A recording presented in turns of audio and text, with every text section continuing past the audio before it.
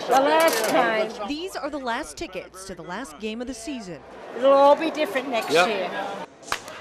And the last game for the Red Sox at City of Palms Park. I've been here for 16 years and kind of used to this place. Most here are used to the park, especially the season ticket holders and diehard Red Sox fans. We started actually following them up in Winter Haven. Who in 1992 watched as construction on a brand new and at the time state-of-the-art stadium and spring training complex got underway. And I said, my God, I said, we're going to be able to see the Red Sox play. You know, it's fantastic. So the Queen. Jean Lanzillo is one of many fans who's been at City of Palms from beginning to end, all 19 years. She tells me she cried driving in today. Just very emotional. Today is game number 266 at City of Palms Park. It's a sellout crowd. Fans showed up early getting autographs. That's it. And then watch Clay Buchholz pitch on this field one last time. It's kind of sad. We hate to see them leave this place. This place, a stadium with 19 years of memories, wins, losses, players from Mike Greenwell to Dustin Pedroia, friendships old and new. It's like family.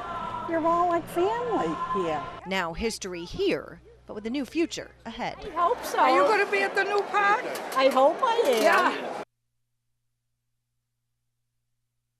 It came ripping through, that's what it did. Iva McKinney says she was so terrified she hid under her bed.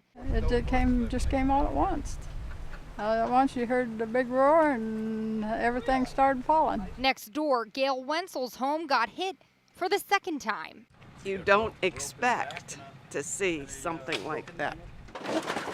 A rush to make repairs Wednesday, one that reminded some of wreckage left when Hurricane Wilma hit this small lakeside town. Reminiscence of Wilma, it kind of reminds me. Family helped Fred May, who lost a whole room of his house, tarp his roof. Keep all the rest of the rain out. I came out and opened up the door there, and this whole thing was gone. Fire Chief Neil Chapman's team of volunteers relied on extra hands to begin the cleanup. Everybody pulled together. This community pulled together. Yet amongst piles of debris, an unexpected glimmer of hope. So it's going to take a while, but you do what you can do.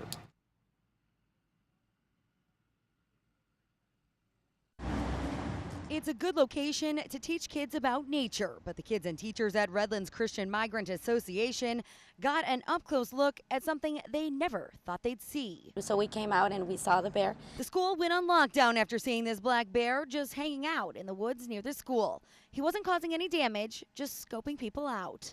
He's kind of cute, but he's scary at the same time. Scary because behind that face and fur is 200 pounds of wild animal. FWC officials advising onlookers to keep their distance because, like any typical teenager, he might push his luck. A lot of the young males, once they get a certain age, they want to make their own habitat, their own area, so they'll try to forage around. This guy headed for an easy food source, enjoying the preschoolers' leftover breakfast first. They'll eat anything that they can get their hands on. After hours without action, FWC left the scene. 15 minutes after that, the bear was back for his chicken finger lunch, in and out of the dumpster half a dozen times before retreating, before FWC showed up again. See the white tree that's going this way? It's down.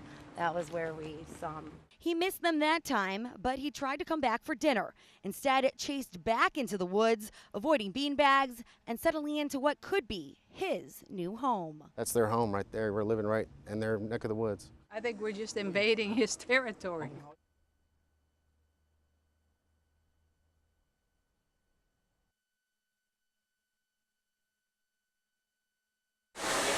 The sky is the limit when it comes to hairstylist Carrie Meyer's high heels. I don't know if I can cut anymore.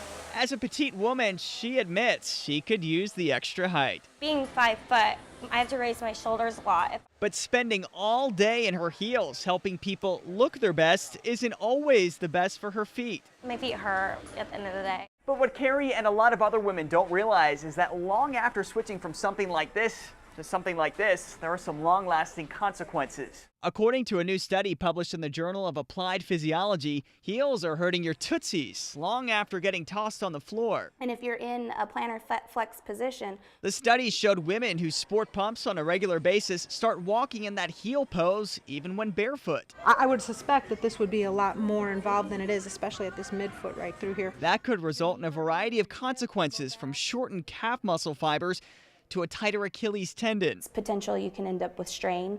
You can end up with sprain. You can, even in worst case scenario, end up with rupture. The average age of the women in the study was just 25, showing these physiological changes can happen quickly. And Carrie's not alone. According to another survey, 42% of women admit they'd wear a shoe they liked, even if it hurt. And a whopping 73% say they've already had a shoe-related injury. There's a lot of girls like me out there. For now, Carrie vows to keep sporting those heels, but promises to cut back. Maybe I can start lowering the heel, go from 6 inches to like 3. In Lee County, Nick Saletti, NBC2.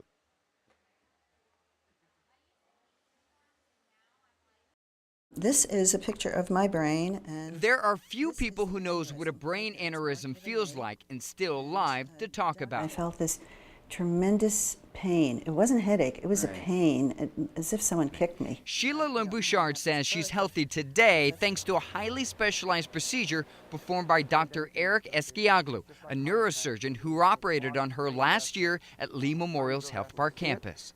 She had an aneurysm in this tiny location on the right side of her head. Instead of opening up her skull, Dr. Esquiaglu maneuvered a tube from her groin and to her brain, using these coils to fix it. He's one of only 60 surgeons in the entire country who can do it, but no longer at Lee Memorial.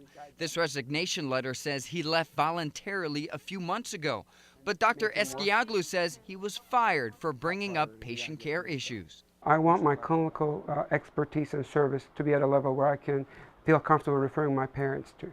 And I just didn't think that we were able to achieve and attain that at Lee Memorial. Gregory's white blood cell count. Dr. Esquiaglu now practices at Physicians Regional in Naples. The doctor and Lee Memorial are locked in a court battle because his contract says he can't practice medicine within 50 miles if he left for any reason. For its part, Lee Memorial says it spent more than $5 million on medical equipment for the doctor to perform his surgeries, including this $2 million high-tech imaging system that it now barely uses. Lee Memorial declined an on-camera interview, but in a statement says it needs to protect the considerable investment made in establishing the physician's medical practice.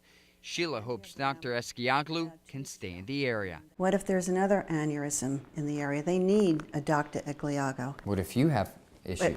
God forbid if it should happen to me again, where would I go?